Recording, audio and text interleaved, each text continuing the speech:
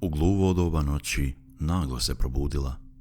Sad na noćnom ormariću neosvetljen, soba zavijena u tamu i jedino svetlo bio je sjaj meseca kroz poluotvorene zavese. Srce joj je snažno lupalo, oči širom otvorene prilagođavajući se tami dok je razgledala po sobi. Bila je to soba u velikoj kući koju su ona i njen muž godinama renovirali, ali sada se činila stranom i hladnom. Potpuna tišina vladala je kućom i taj sve prisutan osjećaj da je neko posmatra. Počela je da se trese, ali ne od hladnoće, već od straha. Nije ovo bio prvi put da se probudila u sred noći sa osjećajem da nije sama. Tada je jeziv glas prekinuo tišinu. Meni san ne treba, a neće trebati ni tebi. Na ovom kanalu više puta sam objavio priče o posjednutosti koje su izazvale pažnju i interesovanje. Među njima su bili fascinantni istiniti slučajevi poput priče o monahinji i đavoljem pismu. Svaka od ovih priča pruža dubok uvid u misteriozne i mračne aspekte nadprirodnog, izazivajući strah i fascinaciju kod slušalaca. Bez obzira na kulturu ili religiju, gotovo svaka civilizacija ima svoje verzije ovih jezivih događaja. Sama zamisao da neka zla sila može preuzeti kontrolu nad nečijim umom i telom, ostavljajući osobu nemoćnu da se odupre, nosi sa sobom duboke psihološke i duhovne implikacije. Širom Balkana verovanja u posjednutosti i zle entitete duboko su ukorenjene u narodnim pričama i tradicijama. Na Balkanu, regionu bogatim folklorom i mitovima, verovanja u nadprirodno igraju ključnu ulogu u svakodnevnom životu. Ljudi iz ovog kraja često prepričavaju priče koje se prenose s kolena na koleno. Priče koje govore o susretima s duhovima, demonima i drugim mračnim silama. Ima jedna priča iz Srbije gdje je mlada žena po imenu Milica doživjela iskustvo koje je uzdrmalo cijelo selo. Nakon posjete napuštenoj crkvi gdje je naišla na knjigu rituala, Milica je počela da pokazuje znakove posjednutosti, promjene u ponašanju, neobjašnjive izlive besa i govor na nepoznatim jezicima. Selo je bilo prestravljeno, a lokalni sveštenici su prepoznali znake zle sile koja je preuzela Milicu. Nakon dugotrajnog egzorcizma, Milica je oslobođena, ali priča o njenom posjednuću ostala je kao opomena o moći i opasnostima nevidljivog svijeta. Ovakve priče nisu retkost na Balkanu. U Hrvatskoj, Bosni i Hercegovini, Crnoj Gori i drugim balkanskim zemljama postoje slične priče koje svjedoče o verovanju u posjednutosti i nadprirodne sile. Mnoge zajednice na ovim prostorima i dalje praktikuju stare rituale i običaje kako bi se zaštitili od zla, uključujući nošenja majlija, izvođenje obreda pročišćenja i traženje pomoći od lokalnih sveštenika i vračeva. I tako današnja priča nam dolazi iz Srbije iz 1969. godine gdje je devojka po imenu Ana, privatna medicinska sestra, našla se u noćnoj mori izvan svih shvatanja. Unajmljena da brine o ženi osakaćenoj u nesreći, ubrzo je otkrila da njena pacijentkinja pati ne samo fizički, već da u njoj vreba prisustvo koje je njoj neshvatljivo. Da li je to zaista bila demonska opsednutost? Koji mračni događaji su do toga doveli i kako će se sve završiti? Ali prije nego što nastavim dalje s ovom pričom, ako volite jezive, bizarne, paranormalne, istinite priče, onda ste kod mene na pravom mestu. Vi slobodno pritisnite na like i preplatite se na kanal, a ja ću među vremenu započeti ovu istinitu priču, prepričanu na moj način. Pa da počnemo. Rođena u malom selu u Šumadiji, od malih nogu Ana je pokazivala izuzetnu empatiju i brigu za druge. U selu su je svi poznavali kao vedru i ljubaznu devojčicu koja je uvijek bila spremna da pomogne. Kada bi neko iz sela bio bolestan ili povrijeđen, Ana bi bila prva koja bi pritekla u pomoć. Njena baka Ognjenka bila je veliki uticaj na Anu. Učila ju je o lekovitim biljkama i narodnim metodama liječenja. Tokom tinejdžerskih godina Ana je često pratila baku koja je išla u posjetu bolesnicima u selu. Gledajući kako baka koristi svoje znanje da olakša bol i pomogne ljudima, Ana je razvila duboko interesovanje za medicinu i negu bolesnih. Shvatila je da želi da posveti svoj život tako što će pomagati ljudima i svjesna je bila da ima dara za to. Nakon završetka osnovne škole u selu, Ana je odlučila da ode u grad gdje je upisala medicinsku školu. Njeni profesori brzo su prepoznali njenu posvećenost i talenat, te su je često hvalili kao jednu od najboljih učenica u generaciji. Tokom školovanja Ana je pokazala posebnu sklonost prema radu sa starijim osobama i pacijentima kojima je bila potrebna dugotrajna nega.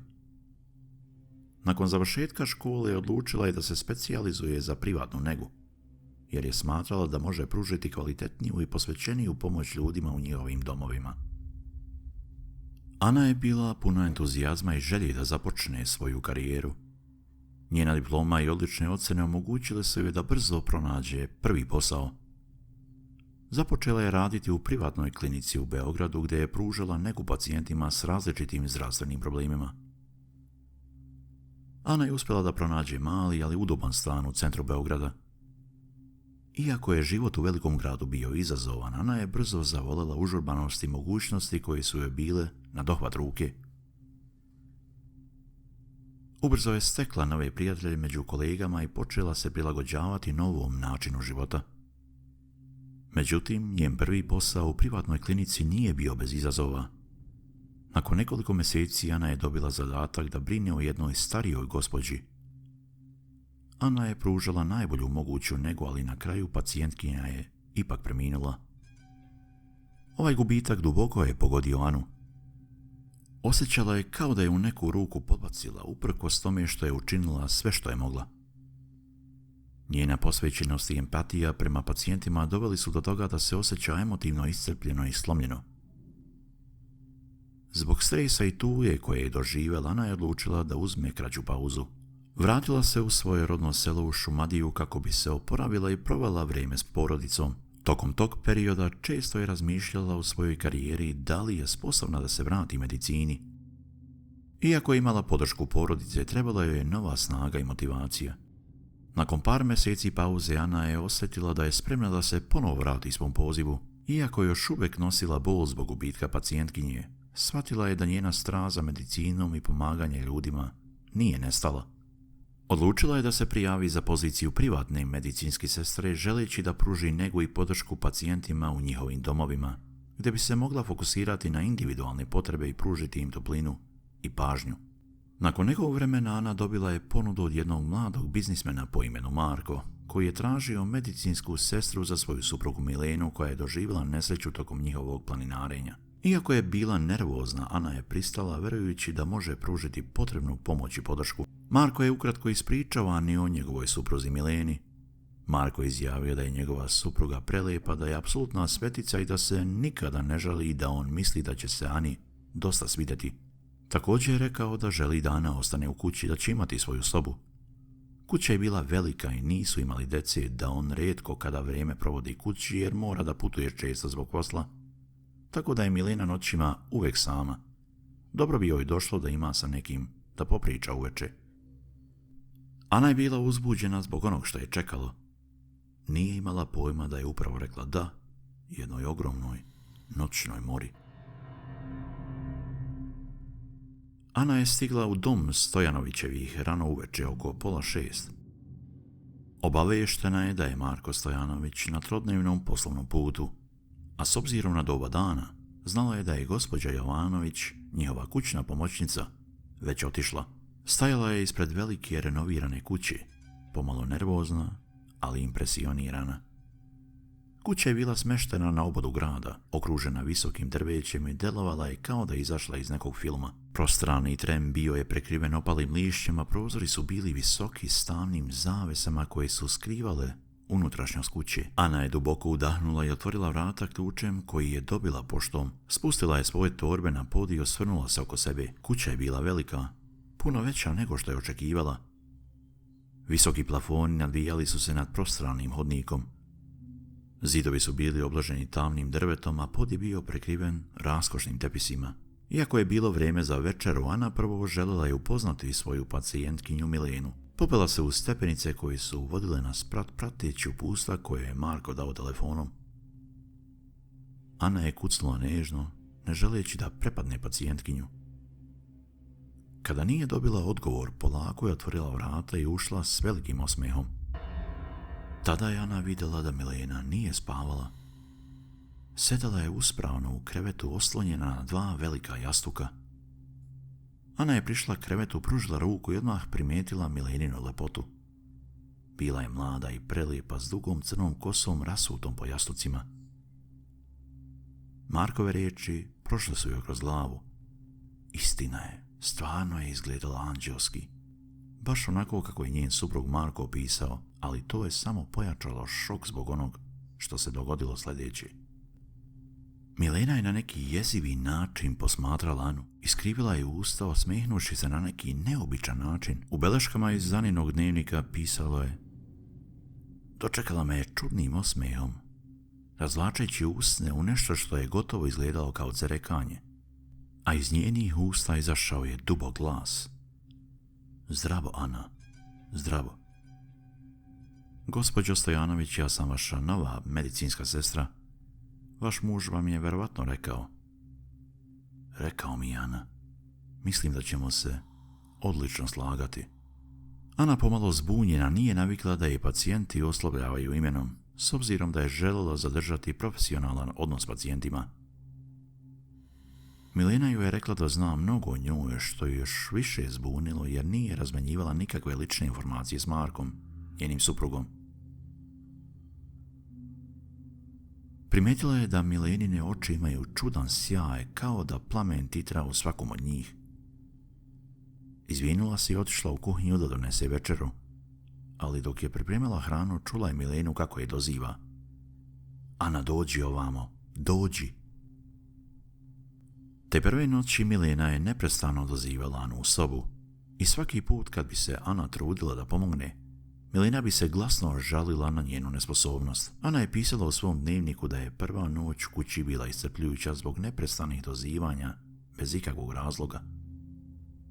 Očajnički željna odmora, Ana je predložila da obje legnu da spavaju. Milena je odgovorila hladnim smehom: meni san ne treba, a neće trebati ni tebi.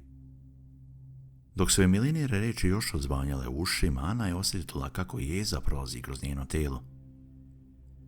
Nikada prije nije doživjela da jedna pacijentkinja s tolikom hladnoćom izgovara riječi pune prednje. Ana se povukla u svoju sobu, pitajući se u šta se uvalila. Sva iscrpljena, Ana se sljedećeg jutra jedva izvukla iz kreveta, želeći biti spremna za svoje dužnosti i upoznati kućnu pomoćnicu, gospođu Jovanović. Kada je pronašla, predstavila se, a gospođa Jovanović ju je gledala pomalo čudno. Izgledaš iscrpljeno, dušo. Nisi mogla spavati? Upitala je gospođa Jovanović. Ne, nije to. Gospođa Stojanović je nevjerojatno zahtjevna, odgovorila je Ana. Ona? Ne pričaj tako, Milena je svetica, rekla je gospođa Jovanović, dodajući da nikada nije čula da se Milena žali. Začuđena reakcijom kućne pomoćnice, Ana je odlučila pozvati doktora da prepiše sedative za Milenu. Doktor, kada je čuo šta je Ana imala da kaže, bio je zapanjen Mileninim ponašanjem i obećao je Ani da će svratiti posle ručka. Nešto čudno se dogodilo dok je Ana spuštala slušalicu. Čula je muški glas kako dolazi iz Milenine sobe. Pomislila je da se možda njen suprug Marko vratio, pa je krenula nasprat da mu postavi nekoliko pitanja. Penjući se u stepenice, Ana se predomišljala da li da kaže šta se sinoć desilo, ali kada je otvorila vrata, na njeno iznenađenje vidjela je Milenu kako sedi sama, dok je pričala muškim glasom, ponavljajući jedne te iste riječi: Bog će me kazniti. Ana pitala je Milenu da li je sve u redu, a Milena je besno odgovorila, preteći joj da ako nastavi ovako, neće dobro proći. Ana je izašla iz sobe i ostavila Milenu čekajući doktora da dođe. Doktor je stigao i pregledao Milenu, ali ona je bila savršeno ljubazna i normalna. Kada su se našli nasamo, doktor je izrazio sumnju u Aninu priču. Iako je Ana pokušala objasniti, doktor nije prepisao nikakve lijekove. Ana je iskoristila priliku da se odmori dok je kućna pomoćnica još bila tu. Nekoliko sati kasnije Ana se trznula i probudila od užasnog zvuka. Bio je tu dubok glas koji je odzvanjao kroz kuću dozivajući Anu. Ustala je, ispravila uniformu i napustila svoju sobu, hodajući kroz veliku kuću ka sobi gospođe Stojanović. Otvorila je vrata i pogledala pravo u njene oči koje su izgledale crne, kao što je kasnije opisala u svojoj izjavi. Ana je skupila hrabrosti da pita Milenu zašto govori tako strašne stvari. A ona je samo okrenula glavu i smejala se, kao manijak. Što je situaciju učinilo još gorom, Ana je znala da mora nahraniti Milenu te noći. Hranjenje pacijenata je osnovni dio posla njegovatelja i ako bi zanimarila taj zadatak, sigurno bi izgubila posao. Bez obzira na to koliko je Milena bila jeziva i odvratna prema njoj, Ana je imala dužnost da se brine o njoj. Zato se pripremila, uzela poslužavnik sa hranom i krenula ka krevetu. Duboko je udahnula, svesna tih crnih očiju koje su je prijetile. Čula je kako Milena grozno stenje dok je prinosila kašiku njenim ustima. U jednom trenutku Milenina ruka uhvatila je Anu za grlo. Do tada je Milena bila verbalno agresivna, ali sada je to prešlo u fizički napad. Niko ne bi trpeo ovako ponašanje na poslu, već bi jednostavno otišao. Mnogo medicinskih sestara izjavile su da se ponekad dešava da radi sa pacijentima koji su verbalno i fizički nasilni. Ponekad morate to da podnesete. Ne znači da je prihvatljivo, ali šta drugo možete? Samo ih ostaviti. Ana je bila svesna toga. Ana je osjetila kako Milenine ruke stežu njen vrat. Borila se da se oslobodi koristeći svu snagu koju je imala. Uspjela je da se otrgne iz Mileninih ruku i padne na pod. Dok je ležala, Milena se jezivo smejala. Ana je brzo ustala drhteći, podigla je poslužavnik s večerom i ponovo prišla krevetu pokušavajući zadržati miran izraz lica. Milena ju je posmatrala s tim zastrašujućim osmijehom, uživajući u Aninom strahu. Ana je pažljivo postavila večeru na stočić pored kreveta. Vaša večera je ovdje, rekla je Ana glasom koji je pokušao zvučati mirno. Milena je nastavila da se smeje. Smeh koji je sada zvučao još dublje i mračnije. Ana je požurila da napusti sobu i kada je stigla do vrata okrenula se i pogledala Milenu koja se samo smejala, zadubljena u svom ludilu. Bez riječi Ana je zatvorila vrata za sobom i brzo otišla u svoju sobu. Ruke su je se tresle od straha i adrenalina. Legla je na krevet pokrivši se do brade pokušavajući da smiri svoje misli. U njenoj glavi Milenin smeh je i dalje odzvanjao poput jezivog eha u noći. Milena je držala svoje obećanje. Ani nije dala da spava. Stavljajući glavu na jastuk, Ana je začula ponovo onaj odvratan, promukao glas. Milena je pričala sama sa sobom, ali ovog puta glas je zvučao čudno. Sela je da bolje oslušna i shvatila da Milena povraća. Ana je brzo ustala, uzela krpe, pribor za čišćenje i potrčala ka Mileninoj sobi da joj pomogne.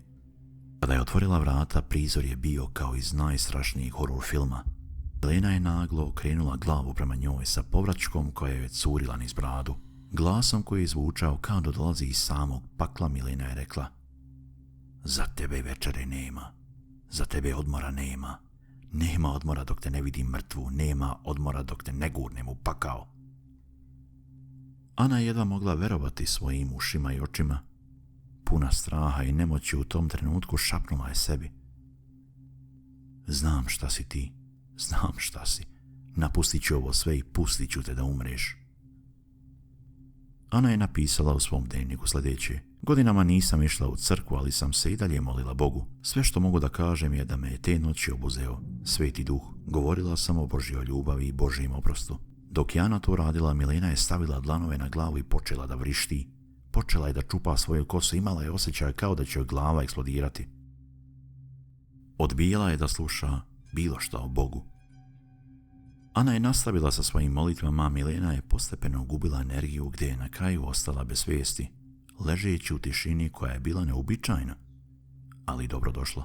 Iskoristivši trenutak predaha, Ana je požurila do kreveta sa krpama i počela da čisti sav onaj užasan smrad. Te noći više nije bilo nikakvih incidenata. Sljedećeg dana Ana je nestrpljivo čekala povratak Milenog muža, on je stigao kasno uveče.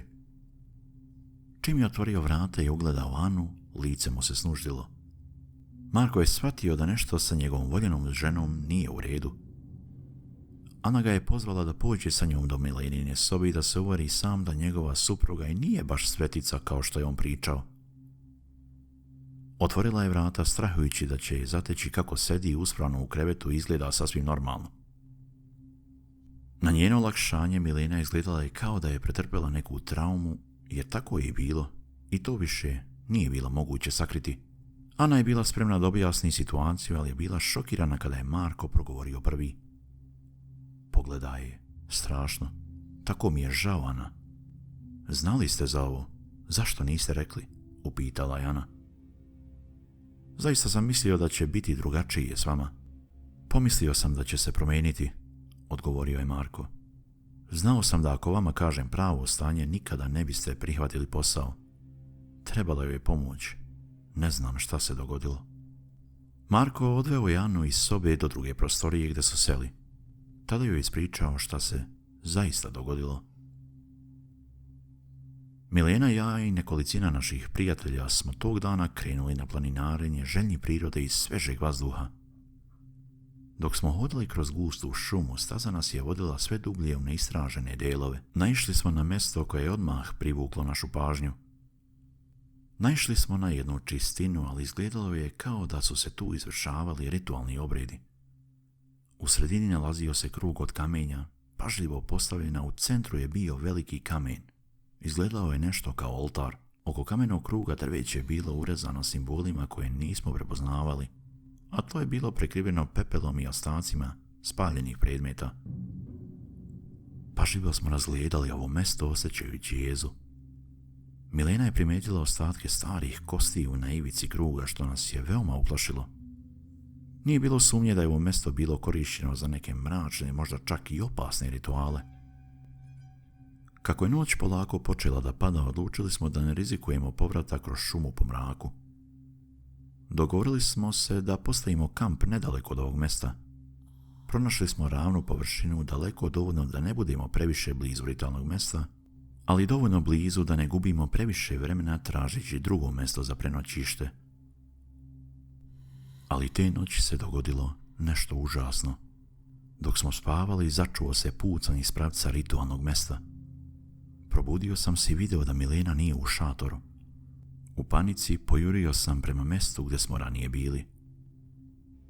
Tamo sam je pronašao kako leži nepomično. Pokraj nje se nalazila puška koju je naš prijatelj poneo sa sobom. Nisam mogao da verujem šta vidim. Metak je pogodio Mileninu kičmu. Ostala je paralizovana od struka nadole i do danas ni meni ni prijateljima, čak ni nadležnim vlastima nije ispričala šta se desilo. U tom trenutku Ana je primijetila da je Milena vrlo tiha, na šta ona nije navikla. Prekinula je Marka i otišla do Milenine sobe. Nikada neću zaboraviti taj prizor. Vidjela sam smrt u mnogim oblicima, ali molim se da nikada više ne vidim ono što sam vidjela u toj sobi. Milenino lice postalo je izobličeno, bilo je zlobno, neljudsko lice.